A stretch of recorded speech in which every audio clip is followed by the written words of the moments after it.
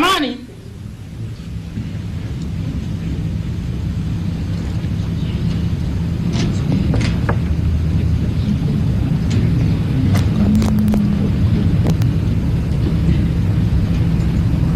tulikuwa tuna kitu kinaitwa miiko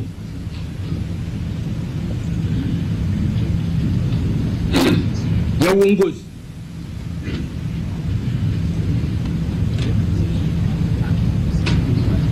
Nyingine zilikuwa wakati wa tano zinaitwa kanuni tu za tano. Na kanuni moja ya tano ambayo baadaye tukairisi katika CCM au tukarithisha CCM inasema rushwa ni adui wa haki.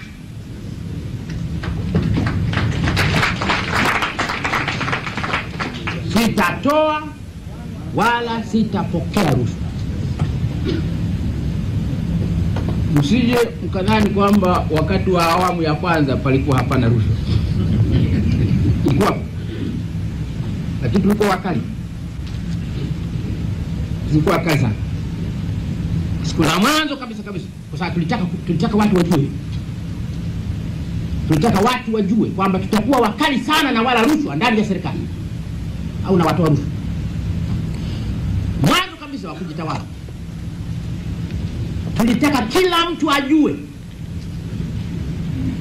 Tukapitisha sheria kwamba mtu akila rushwa, kiongozi wetu unakula rushwa,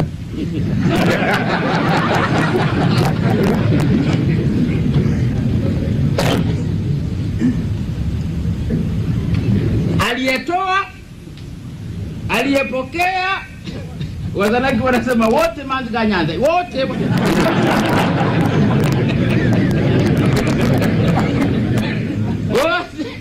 wote watapata msukosuko. Hatukuwa tunatania. Kwa hiyo tukatengeneza sheria kwamba ili tuwafundishe watu hawa kwamba jambo hili hatulipendi. Akisha kuthibitika mahakamani kwamba kala rushwa, akisha kuthibitika mahakamani kwamba katoa rushwa, hatukumwachia hakimu uamuzi wa adhabu. Tukasema atakwenda ndani muda usiopungua miaka 2, atapata viboko 24, 12 siku anaingia, 12 siku anayotoka, akamuonyeshe mkewe.